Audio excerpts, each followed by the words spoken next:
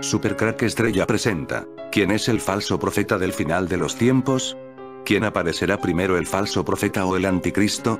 La mayoría de eruditos, teólogos y aficionados a las profecías bíblicas, tienen algo en común, y es como una especie de deporte el querer descubrir quién es el anticristo y su pronta aparición. Sin embargo, me gustaría compartir un punto de vista personal, y que explica, que el personaje que tiene más probabilidades de salir a la luz durante los próximos días o años, será el falso profeta. El falso profeta podría llegar como salvador de la humanidad, en tiempos de guerras y hambre. Una persona que se rodea de demonios con apariencia humana, llegaría en momentos críticos para los humanos, pero esto es solo una apreciación de mi canal. El falso profeta tiene una misión muy peculiar, será el de adormecer a la tierra con engaños, y se le otorgará potestad para hacer prodigios y milagros. Su trabajo será el de unir a todas las religiones del mundo, para luego entregarlas en las manos del anticristo. Cabe señalar que el falso profeta también tiene carisma, es decir, puede caerle muy bien a las multitudes de la tierra y a todas las religiones, y llegará un momento en donde por medio de señales, o milagros hará que las personas crean que en realidad es un ser enviado por Dios.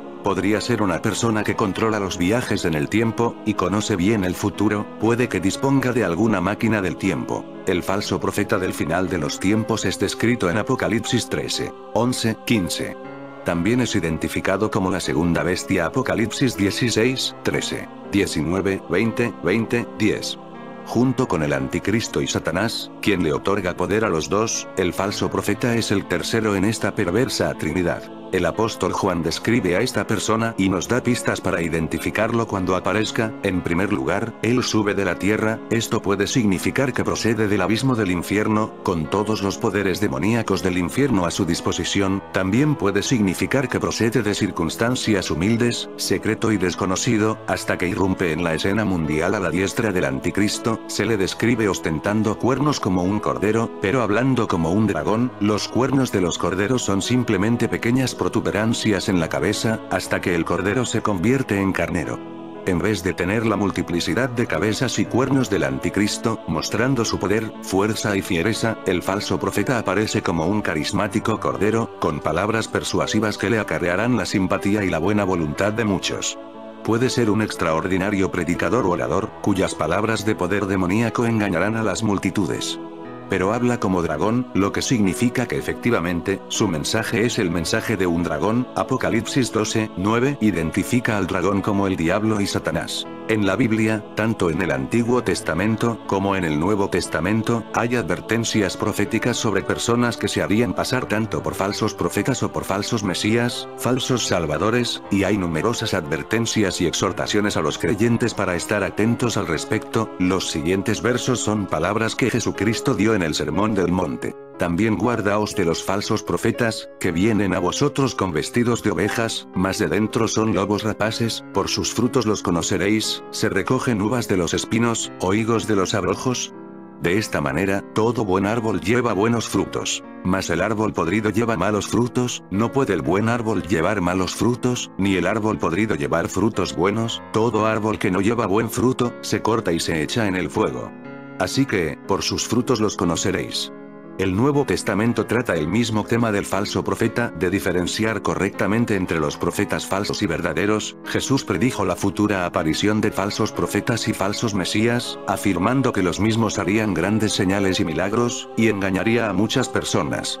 Los versos siguientes son del discurso en el Monte de los Olivos. Mirad que nadie os engañe, porque vendrán muchos en mi nombre, diciendo: Yo soy el Cristo. Y a muchos engañarán, y oiréis guerras, y rumores de guerras. Mirad que no os turbéis. Porque es necesario que todo esto acontezca. Mas aún no es el fin, porque se levantará nación contra nación, y reino contra reino. Y habrá pestilencias, y hambres, y terremotos por los lugares, y todas estas cosas, principio de dolores. Entonces os entregarán para ser afligidos, y os matarán. Y seréis aborrecidos de todas las naciones por causa de mi nombre. Muchos entonces serán escandalizados. Y se entregarán unos a otros, y unos a otros se aborrecerán, y muchos falsos profetas se levantarán y engañarán a muchos, y por haberse multiplicado la maldad, la caridad de muchos se enfriará, mas el que perseverare hasta el fin, este será salvo, y será predicado este evangelio del reino en el mundo entero, por testimonio a todas las naciones. Y entonces vendrá el fin. Mateo 24, 5, 14, Sagradas Escrituras, 1569. En la segunda carta a los Corintios, se describe a los falsos profetas como ministros de Satanás que se disfrazan como apóstoles de Cristo, porque estos falsos apóstoles, son obreros fraudulentos, transfigurándose en apóstoles de Cristo. Y no es maravilla, porque el mismo Satanás se transfigura en ángel de luz. Así que, no es mucho si sus ministros se transfiguran como ministros de justicia, cuyo fin será conforme a sus obras. El verso 12 nos da la misión del falso profeta en el mundo, la cual es forzar a la humanidad a adorar al anticristo. Él tiene toda la autoridad del anticristo, porque al igual que él, el falso profeta está facultado por Satanás. No está claro si la gente es forzada a adorar al anticristo, o si ellos están tan impresionados por estos poderosos seres, que caerán en el engaño y lo adorarán voluntariamente. El hecho de que la segunda bestia utilice señales milagrosas y prodigios, incluyendo el hacer descender fuego del cielo, para establecer la credibilidad de ambos, parece indicar que la gente sucumbirá ante ellos en adoración por su poder y su mensaje. El verso 14 prosigue diciendo que el engaño será tan grande que la gente erigirá un ídolo del anticristo y lo adorará. Esta es una reminiscencia de la enorme estatua de oro de Nabucodonosor, Daniel 3, ante al cual todos debían inclinarse y rendir homenaje. Sin embargo, Apocalipsis 14, 9, 11, describe el espantoso destino que espera a los que adoren la imagen del anticristo. Aquellos que sobrevivan los terrores de la tribulación hasta este momento, se enfrentarán a dos duras decisiones: quienes se rehúsen a adorar la imagen de la bestia, serán muertos, pero aquellos que sí la adoren, incurrirán en la ira de Dios. La imagen será extraordinaria en que será capaz de hablar. Esto no significa que cobrará vida. La palabra griega aquí es pneuma, que significa aliento o corriente de aire, no la palabra bios, vida, lo que significa que tendrá alguna clase de habilidad para exhalar el mensaje del anticristo y el falso profeta. Además de ser el portavoz de ellos, la imagen también condenará a muerte a aquellos que rehúsen adorar a esta perversa pareja. En nuestro mundo tecnológico, no es difícil imaginar tal escenario. Quien sea que resulte ser el falso profeta, el final engaño mundial y la apostasía serán enormes y el mundo entero quedará atrapado en ellos. Los engañadores y los falsos maestros que vemos hoy, son los precursores del anticristo y el falso profeta, y no debemos dejarnos engañar por ellos. Estos falsos maestros abundan, y nos están llevando hacia el final reinado satánico. Debemos proclamar fielmente el evangelio salvador de Jesucristo y rescatar las almas de hombres y mujeres del desastre que se avecina. Conocemos por medio de las escrituras, que existe un falso profeta, y por las descripciones bíblicas será un personaje de influencia en el mundo. Hay algo que me inquieta de Apocalipsis 19, 20, en donde se habla sobre la bestia que lleva a miles de personas hacia el engaño de la marca de la bestia, aunque en el libro de Daniel se habla algo similar sobre la bestia y el falso profeta. Es de nuestro conocimiento que ya existe el sistema para implementar la marca de la bestia, solo es cuestión de tiempo, ya que cualquier sistema tecnológico implantado bajo la piel, es el candidato perfecto para darle forma a la profecía bíblica. Solamente le cambiarán el nombre cuando llegue el tiempo. Siempre que hablo de tiempo, me refiero a que nosotros no somos ningunos gurús u hombres con poderes sobrenaturales para decidir cuándo llegarán estas cosas. Las señales bíblicas hablarán por sí solas, y Dios se encargará de decir hasta dónde llegaremos. Mientras tanto, sigamos tomados de la mano de nuestro Salvador Jesucristo. Vemos en la escritura que el falso profeta hizo varias señales, para engañar a los que recibieron la marca de la bestia. Significa entonces que antes que la marca apareciera, él hizo de las suyas, para poder llevar a muchos ante los pies del anticristo. Es aquí en donde debemos de meditar. Si la marca está casi preparada, es el momento de que un misterioso personaje se levante durante los próximos días, meses o años, para llevar a millones de personas, rumbo a la adoración de la bestia, anticristo, el falso profeta y la Trinidad diabólica. Así como Dios se compone de tres, y fuimos hechos a su imagen y semejanza para confirmar su Trinidad en nosotros, cuerpo, alma y espíritu, el enemigo también tiene su Trinidad diabólica, y conocemos que al enemigo le gusta imitar las cosas de Dios. Por esa razón es que él también está preparando su Trinidad, para poder arrastrar a millones de personas a sus garras. Una cita bíblica que confirma que el enemigo es imitador la podemos encontrar en Éxodo 7, 8, 12, pero vemos que el poder de Dios siempre triunfará sobre cualquier potestad del enemigo. Así como Jesús, el Hijo de Dios, tuvo a un hombre en aquel tiempo, que anunció su llegada, llamado Juan el Bautista, Juan 1, 29, 34, de igual forma el Hijo de Satanás, llamado Anticristo tendrá a alguien quien le anuncie, para imitar lo que un día hicieron con Jesús el Hijo del Dios Todopoderoso. En el año 2002 encontré esta publicación antes de que llegara el Papa Francisco, me parece muy interesante y la expongo en este video, dice así. El candidato para esta labor es el falso profeta, por la sencilla razón de que él es parte de esa trinidad diabólica conformada por el dragón, el diablo, la bestia, el anticristo hijo de Satanás, y el falso profeta como el tercero. A todo esto, se le agrega el espíritu del anticristo que ya opera en el mundo, para preparar la llegada del hijo de Satán. Por si fuera poco, el escenario es preparado por diversas religiones y sectas, que forman ya parte de su llegada. El imán Mahdi es esperado por todos los musulmanes, y para ellos el tiempo de su llegada es inminente, sin embargo para nosotros es el anticristo descrito en la Biblia. La plataforma está más que preparada. Católicos esperan al falso profeta. ¿Cómo me enteré de esto? En una ocasión, hace 2 años aprox. Decidí ir a comprar algunos chicles a una tienda, en un instante agaché mi rostro, y me llamó la atención la portada de un libro, el cual me reservaré su nombre, inmediatamente dije wow, un cura escatólogo. Me llamó tanto la atención que no dudé una sola vez en comprarlo. Luego que comencé a leer el libro, que por cierto no lo estoy recomendando, debido a que algunas personas pueden tener una mente demasiado débil y cerrada para explorar la mente de otras personalidades. La cuestión es que el libro se enfoca en hablar, en que la Iglesia Católica, personas que amo y respeto porque de allí salieron mis padres, están esperando que salga a la luz un papa que pueda levantar la debilitada Iglesia Católica. Ellos están esperando que una profecía de los libros apócrifos se cumpla, para que se levante el último papa de la Iglesia Católica, que les guiará y fortalecerá para un momento de duras pruebas que sufrirá la Iglesia Católica. De acuerdo al cura, y su visión para comprender algunas profecías, el papa que precediera a Juan Pablo II, será el penúltimo, y después del penúltimo viene el anticristo. En teoría, el catolicismo cree que después de Benedicto XVI el anticristo hará su aparición. Es increíble que ellos no estén tan lejos de la realidad. Sin embargo hay cierto contraste con esto, porque la mayoría de estudiosos bíblicos, creen que de Roma podría salir el falso profeta, que llevará a las multitudes precisamente a las manos del anticristo. Prueba de ello, son las recientes declaraciones de Benedicto XVI, quien pidió nuevamente que se levante una comunidad mundial gobernada por la autoridad correspondiente. En el 2010 la Iglesia Católica pidió que se levante un nuevo Banco Mundial Central que regule el sector monetario internacional. Sin embargo, no estoy diciendo que Benedicto XVI es el falso profeta, al contrario, estamos viendo los inicios de apoyo, para que efectivamente se levante el gobierno de la Trinidad diabólica. Para el catolicismo Benedicto XVI no es el último papa, sino que esperan la llegada de Petrus Romanus, un papa que apacentará a la Iglesia Católica en tiempo de persecución. Se ha llegado a creer que el falso profeta saldrá de un poder religioso grande, con fuertes lazos políticos. Por esa razón la mayoría le atribuye esta característica a algún papa de Roma. Pero para tranquilidad de algunos amigos católicos, el papa actual no es capaz de hacer milagros poderosos, por lo que no es el candidato para señalarle como el falso profeta. Pero si esperan un último papa, habría que estar atentos quién será ese hombre, a quien llamarán Petrus Romanus, Pedro el Romano, que contribuirá a levantar la debilitada Iglesia Católica.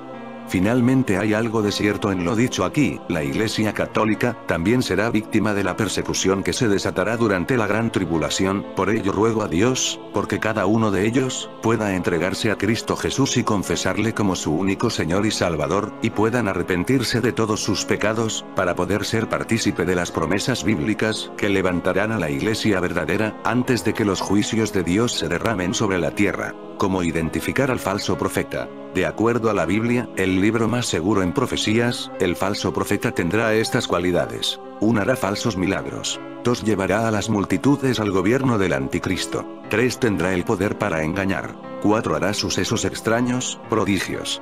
Si se levanta un hombre patricio, antes o dentro de la gran tribulación, no dude que está viendo al falso profeta en toda la expresión de la palabra. Sus características le harán saber quién es este personaje, ya que será más fácil de identificarle que al mismo anticristo. Mientras tanto, es un misterio que no será revelado, hasta que Dios lo decida, pero me atrevería a decir que será el personaje que hará primero su aparición, ya que tiene como objetivo convencer a la humanidad que el anticristo es Dios. Conclusión. Es importante conocer los rasgos de un personaje que contribuirá al engaño de la humanidad, pero más importante, es reconocer al personaje por excelencia. Algunos piensan que podría ser retorno de Juan Pablo II, que pudo ser clonado cuando robaron su sangre. Según un ministerio cristiano, el próximo y último papa será el falso profeta. Lo impactante de esto es que será el papa Juan Pablo II, personificado por un demonio, según como se describe en el vídeo, y por experiencia propia el papa es la mejor persona para lograr el ecumenismo en estos últimos tiempos. Juan Pablo II en su momento y todavía, es el papa más recordado y en ocasiones el recordarlo hace que mucha gente diga que fue un santo. Su tremenda popularidad, personalidad y simpatía logró hacerlo el papa más amado. Es una teoría que se escucha, pero ¿hasta qué punto es real? El papa Juan Pablo II fue guardado en un ataúd de roble, en forma trapezoidal, el cual contenía a su vez, otras dos cajas. Una de plomo y la otra de pino. Leímos en los periódicos cómo su santidad fue guardado en otras dos cajas adicionales, hechas una de plomo y otra de pino. No sabemos la razón por la cual debía él ser preparado en esta forma tan especial, de manera que se conserve su cuerpo en un estado no pútrido. Aquí se esconde un propósito, ¿cuál podría ser?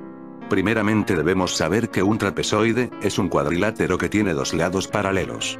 La Dracati Burns nos indica que este ataúd trapezoidal tiene un significado profundo en el ocultismo y con características vampirescas. En el satanismo, la orden trapezoidal es muy antigua. Hoy, es una sociedad secretísima, en la cual adoran al dios egipcio, Set, el cual es Satán. Burns opinó así: el trapezoide es reconocido como modelo o forma satánica por los ocultistas, el cual se presta o sirve para aumentar una manifestación demoníaca. Existe una orden satánica intermedia, la cual se llama la orden del trapezoide.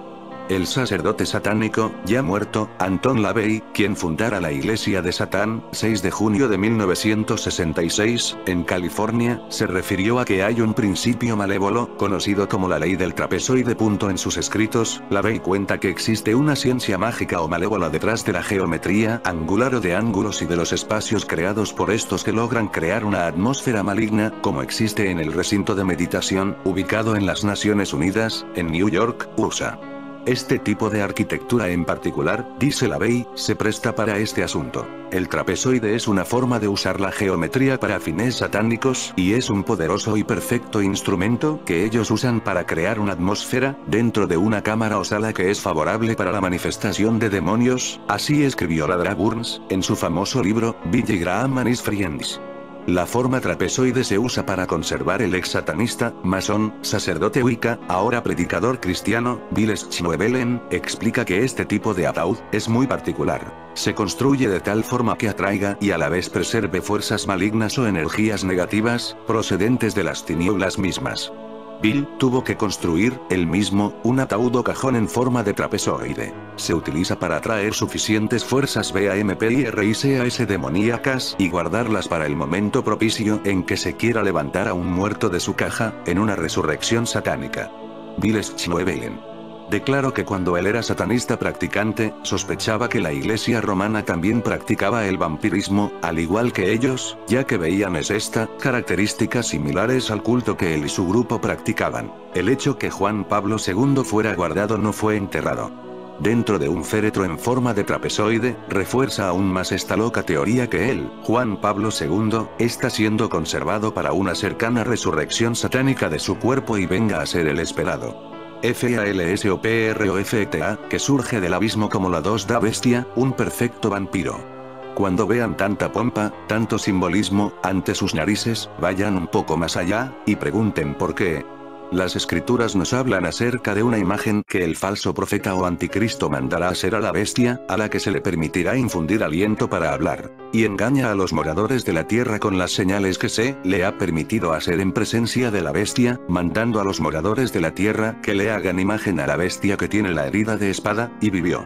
Y se le permitió infundir aliento a la imagen de la bestia, para que la imagen hablase y hiciese matar al que no la adorase. Apocalipsis 13, 14 minutos, 15 segundos. Así que para el conocimiento de todos, ya no estamos para seguir jugando a la religión, estamos viviendo tiempos peligrosos. La Iglesia Católica Romana, la gran ramera. Apocalipsis 17, 18. En la actualidad, la Iglesia Católica se halla dividida por culpa de la lucha que libran conservadores y progresistas, comparable a la batalla en la que se enfrentan los ángeles en el paraíso perdido, de Milton. ¿Quiénes representan el poder de la luz? ¿Quién es el de la oscuridad? La respuesta depende de quien consideremos que tiene razón en los virulentos ataques que se lanzan, así como en las proclamas de los medios de comunicación católicos. En el progresista National Catholic Reporter, Nancy Enright, experta en estudios católicos, comentó que Francisco se acerca a Jesucristo con su mirada misericordiosa a los millones de personas que tanto la necesitan. El detalle que hace que este cisma en la Iglesia sea más serio y mucho más peligroso que las disputas habituales es el hecho de que existen dos papas, ambos residentes del Vaticano, cada uno con sus fieles y vociferantes seguidores. Los progresistas tienen a Francisco, y los conservadores a Benedicto XVI. El pontífice que actualmente ostenta el cargo es Francisco, pero Benedicto se niega a desaparecer.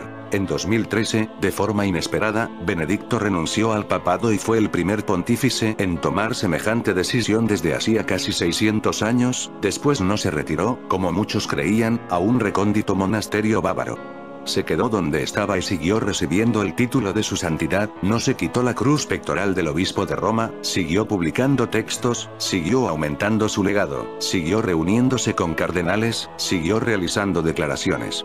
Su mera presencia anima a los críticos conservadores que quieren minar el mandato de Francisco.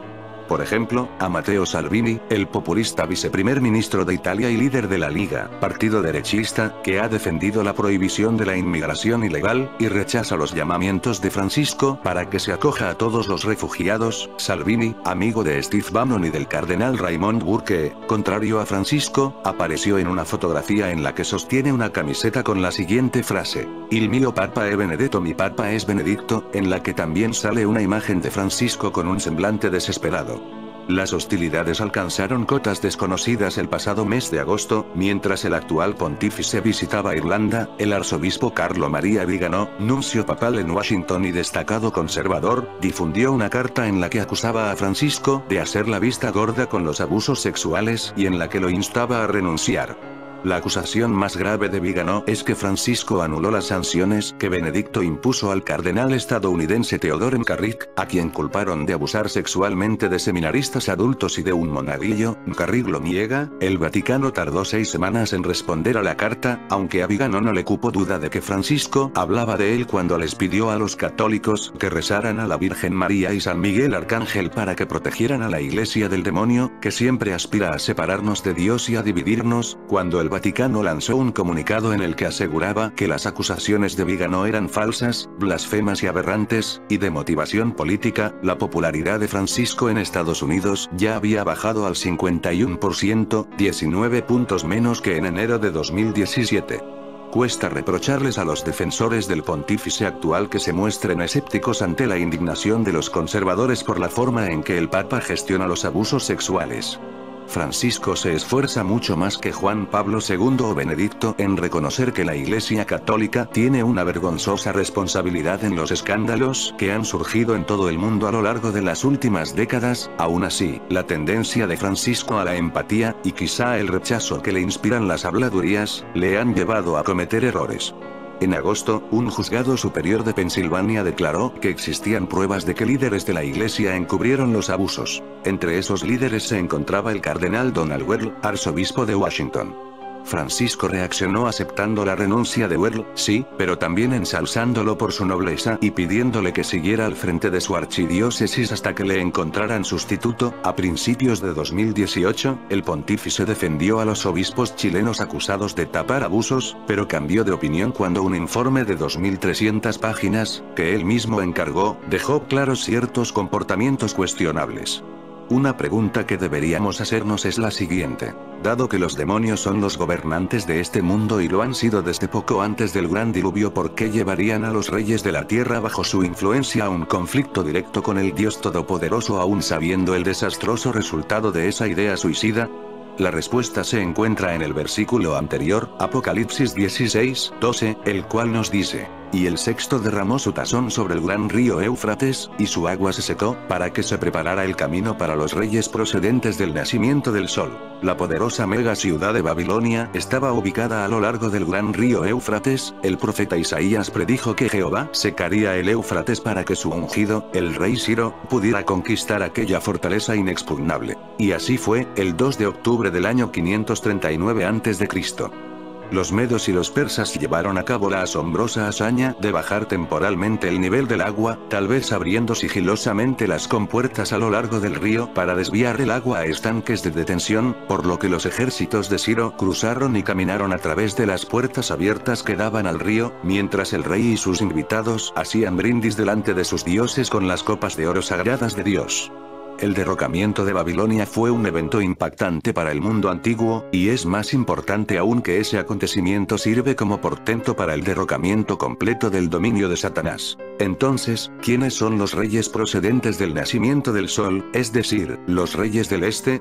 Estos son los elegidos, los santos del Supremo, a quienes se les da el reino. Se habla de ellos como reyes procedentes del este porque el amanecer del día de Cristo es como el sol ascendente en toda su radiante gloria, y cuando los elegidos vean la manifestación de Cristo, también resplandecerán tan brillantemente como el sol en el reino de su Padre. Curiosamente, los informes provenientes del este y del norte, Jehová mismo sale del norte, perturban tanto al rey del norte que se llena de gran furia y lleva a cabo un terrible y gran genocidio, no muy diferente al cometido por Herodes, quien recibió informes de los astrólogos orientales con respecto al nacimiento del rey prometido, y procedió a matar a todos los bebés varones en la región. Por lo tanto, los demonios se verán obligados a entrar en conflicto con el Dios Todopoderoso debido al ascenso al poder de los reyes del Rey mismo, Jesucristo. En otras palabras, Cristo obliga a los demonios a llevar a los gobernantes de este mundo a esa terrible decisión al afirmar su propio reino. No hace falta decir que el falso profeta se opone a Cristo. En cuanto al secado de las aguas del Éufrates, este debe simbolizar la destrucción de Babilonia la Grande, la cual precede a la guerra final en Armagedón. Eso significa que el falso profeta no puede ser una figura religiosa asociada con la cristiandad. Ahora bien, en cuanto a la identidad del falso profeta que aún está por llegar, es bueno tener en cuenta la interacción entre la bestia de dos cuernos y la imagen a la que le da vida. Mientras se nos dice que la bestia de dos cuernos realiza grandes señales, como hacer bajar fuego del cielo, se nos indica que la imagen cobra vida y comienza a hablar. Por lo tanto, la imagen de la bestia no es una figura impotente, y el capítulo 19 de Apocalipsis indica que el falso profeta también realiza grandes señales engañosas. El capítulo 13 de Revelación describe a la bestia revivida de 7 cabezas, abriendo su boca para hablar grandes blasfemias en contra de Dios y en contra de aquellos que residen en el cielo. Del mismo modo, la profecía contenida en el capítulo 7 de Daniel nos muestra a una bestia de la que surge un 11º cuerno que tiene ojos y una boca que habla cosas grandiosas. Por lo tanto, podemos darnos cuenta que todas estas entidades tienen una característica en común: blasfeman y se oponen contra Dios. De manera similar, se dice que el rey del norte hará según su propia voluntad, y se ensalzará y se engrandecerá sobre todo a Dios. Y contra el Dios de dioses hablará cosas maravillosas, y ciertamente tendrá éxito hasta que la denunciación haya llegado a su fin. Porque la cosa que se ha decidido tiene que hacerse, y al Dios de sus padres no dará consideración. Y al deseo de las mujeres y a todo otro Dios no dará consideración, sino que sobre todo se engrandecerá. Todas estas imágenes proféticas representan lo mismo. El último reino estará en completa y directa oposición al reino entrante de Cristo. Tome nota del hecho de que el rey del norte no solo habla cosas maravillosas contra el Dios de los dioses, sino que no muestra respeto por el Dios de sus padres, es decir, el Dios asociado con la Biblia y el cristianismo, que todas las manifestaciones anteriores del rey del norte han honrado, al menos superficialmente. Por ejemplo, la religión oficial del Imperio Británico es la Iglesia Anglicana. Por la providencia de Dios, el rey del sur ha servido como un baluarte contra la dominación total que el rey del norte ha buscado, pero una vez haya comenzado el tiempo del fin, el trabajo de Jehová habrá terminado, al menos en lo que concierne al cristianismo. Entonces cuando el rey del sur será subyugado. Durante el tiempo del fin, el rey del norte rechazará a todos los dioses religiosos. En su lugar, rendirá honor al Dios de las fortalezas, junto con un dios extranjero. ¿Quién es este dios extranjero? Sin duda, es Satanás el diablo, quien, hasta este momento, se mantiene en segundo plano y parece que tiene poca influencia sobre los asuntos mundanos. El paso al primer plano de Satanás es evidente por el hecho de que el cordero de 2 cuernos de voz suave comienza a hablar como un dragón cuando ordena la fabricación de la imagen. Indudablemente, existe una conspiración para destruir el cristianismo y todos los rastros del Dios que inspiró la Biblia. Durante el llamado oscurantismo, Satanás casi logra apagar la luz de las sagradas escrituras. Pero el Renacimiento sacó a la civilización del atraso y la superstición que el imperio y la iglesia apóstata habían impuesto. El establecimiento de los Estados Unidos como una república libre e independiente no solo marcó el comienzo de una era de progreso, sino que también facilitó la obra de Cristo de sembrar y recoger a los hijos del reino modernos. La francmasonería y la conspiración para un gobierno mundial. Es el rey del norte quien está decidido a derrocar a los Estados Unidos y al republicanismo, deshacer el renacimiento, restablecer el sistema feudal sin iglesia ni estado y hacer desaparecer cualquier rastro del Dios de la Biblia. Con ese fin, los agentes del imperio han estado trabajando arduamente durante muchos años, creando diversas instituciones como la Liga de las Naciones, las Naciones Unidas y la Unión Europea, con el propósito expreso de socavar y subvertir las soberanías nacionales. Detrás de todas esas maquinaciones está la sociedad secreta de la masonería. Como un indicador de la influencia de la masonería, considera el logotipo ampliamente conocido de la ONU. La Tierra es trazada de manera plana en una cuadrícula rodeada por 2 ramas de olivo. Si usted cuenta el número de cuadrados en la cuadrícula llega a un número de 32 en total. Y al incluir el ojo central son 33. No es coincidencia que el nivel más alto de masonería sea el 33, el cual aparentemente también pretende representar la mitad de 666. El mapa con su ojo central es el ojo de Horus que se asoma desde lo alto en la Asamblea General de la ONU. El ojo masónico y la pirámide también son prominentes en La Haya. Para convencer a la gente de que la Tierra no es una esfera, es una expresión de la meta de los Illuminati de destruir el Renacimiento e imponer de nuevo el tipo de ignorancia que una vez prevaleció. La mentalidad antirrenacentista y orientada a la magia de los masones se ve reflejada en el logotipo de la Tierra plana de la ONU. Curiosamente, además del ojo masónico de Horus visto desde arriba en un salón de asambleas en Dinamarca, los masones, al parecer, han insertado de manera sutil su simbología en la arquitectura de Guayaquil en la forma de 2 3 entrelazados que forman los edificios de los dormitorios, aparentemente con la intención de hacer notar el número 33. Los masones, después de todo, se consideran a sí mismos como constructores. Mientras que los masones pueden considerarse como una fraternidad inocua, el nivel superior de los iniciados está conformado por luciferinos, individuos que son devotos del diablo. Estos se consideran a sí mismos como portadores de luz. Cuando la conspiración para destruir el actual sistema de Estado-nación tenga éxito, entonces el Dios detrás de bambalinas pasará a primer plano, y su portavoz será el falso profeta, sin duda encarnado en una organización de las Naciones Unidas revivida, la cual cobrará vida y se le concederá el poder de hablar. A través de ella, el croar de las expresiones inmundas de los demonios, será canalizado a través del sumo sacerdote del culto masónico. Es muy probable que el falso profeta intente hablar como un dios, eliminando a todas las organizaciones religiosas y asesinando a los hijos terrenales del reino, pues de esa manera silenciará la voz de los 2 testigos. De hecho, antes de mencionar al falso profeta, la Biblia nos dice: y el tercer ángel derramó su tazón en los ríos y sobre las fuentes de las aguas, y se convirtieron en sangre, y oí al ángel sobre las aguas decir: tú, aquel que eres y que eras, el leal, eres justo porque has dictado estas decisiones, porque ellos derramaron la sangre de santos y de profetas, y tú les has dado a beber sangre. Lo merecen. Desde el comienzo del resurgimiento de la verdad en los primeros días de la Watchtower, Satanás ha tratado de introducir un falso amanecer de Cristo, lo cual ha tenido un gran éxito, evidenciado en la doctrina central de la organización. La presencia invisible de Cristo, las expresiones edad de oro, aurora dorada, aurora milenaria, comunes al principio, son evidentemente originarias de la masonería. Con la eliminación de los hijos del reino, los Illuminati buscarán falsificar completamente el amanecer de Cristo. Sin embargo, la eliminación de los hijos del reino provocará su transformación instantánea en espíritus inmortales y provocará la confrontación de los reyes del alba y el culto de los Illuminati en el lugar en hebreo llamado Armagedón. En fin amigos de Supercrack Estrella, si el video te gustó pulgar arriba.